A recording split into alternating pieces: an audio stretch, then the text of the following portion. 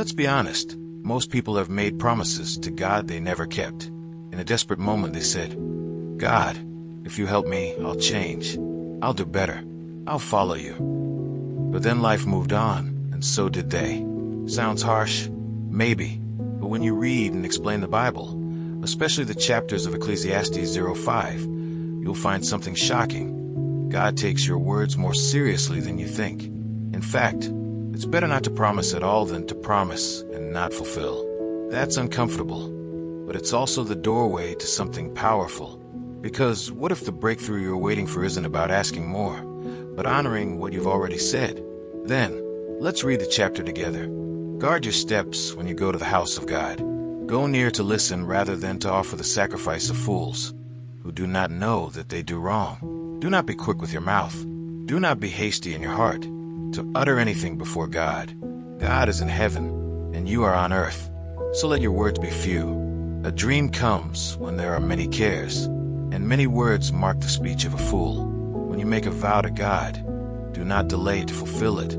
He has no pleasure in fools. Fulfill your vow. It is better not to make a vow than to make one and not fulfill it. Do not let your mouth lead you into sin, and do not protest to the temple messenger. My vow was a mistake. Why should God be angry at what you say and destroy the work of your hands? Much dreaming and many words are meaningless. Therefore fear God. If you see the poor oppressed in a district, and justice and rights denied, do not be surprised at such things. For one official is eyed by a higher one, and over them both are others higher still. The increase from the land is taken by all. The king himself profits from the fields. Whoever loves money never has enough. Whoever loves wealth is never satisfied with their income. This too is meaningless. As goods increase, so do those who consume them. And what benefit are they to the owners, except to feast their eyes on them? The sleep of a laborer is sweet, whether they eat little or much. But as for the rich, their abundance permits them no sleep. I have seen a grievous evil under the sun, wealth hoarded to the harm of its owners, or wealth lost through some misfortune, so that when they have children, there is nothing left for them to inherit. Everyone comes naked from their mother's womb, and as everyone comes, so they depart. They take nothing from their toil, that they can carry in their hands. This too is a grievous evil. As everyone comes, so they depart. And what do they gain, since they toil for the wind? All their days they eat in darkness, with great frustration, affliction, and anger. This is what I have observed to be good, that it is appropriate for a person to eat, to drink, and to find satisfaction in their toilsome labor under the sun during the few days of life God has given them, for this is their lot. Moreover, when God gives someone wealth and possessions, and the ability to enjoy them, to accept their lot and be happy in their toil, this is a gift of God. They seldom reflect on the days of their life, because God keeps them occupied with gladness of heart. Let's say a quick prayer to thank the Lord for His mercy. God, my friend, I come to you with a grateful heart right now. Thank you for this moment of learning, for the wisdom found as we read and explain your word, especially through these Bible chapters in Ecclesiastes 0:5. Thank you for opening our eyes to see worship in a deeper way. Not just words, not just actions, but a sincere heart that truly seeks you. Lord, don't let this knowledge stay only in our minds. Help us to live it in our everyday life. Teach us to be careful with our words, to honor you with honesty, and to never treat our promises lightly.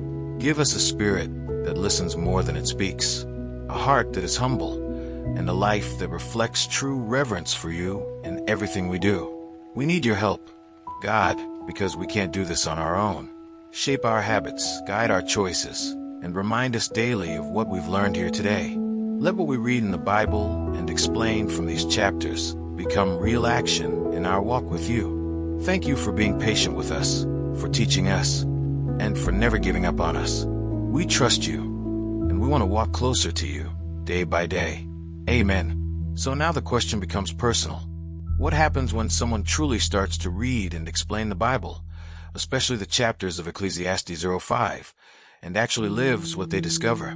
Because it's easy to listen, nod, and move on. But it's a different story to let those words reshape decisions, silence careless speech, and align the heart with God in real life.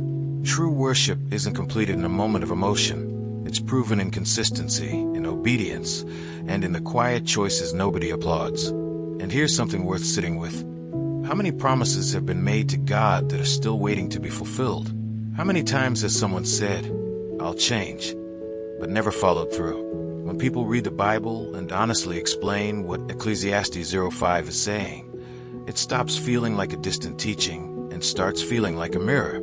So the challenge is simple but not easy. Will the words spoken to God become actions lived before God? Or will they remain just intentions buried under distraction? Now imagine what shifts when someone actually takes it seriously. Prayers become lighter but more honest. Worship becomes less performative and more real. Life begins to align, not perfectly, but intentionally. So the reflection is this. What vow still needs to be fulfilled? What habit needs to change today, not tomorrow? And what would your life look like if your actions finally match your words? If this message stirred something in you, don't just let it pass. Reflect on it, act on it, and let it challenge you. And if you want to continue growing in wisdom like this, subscribe to the channel and turn on notifications so you don't miss the next message that could shift your walk with God.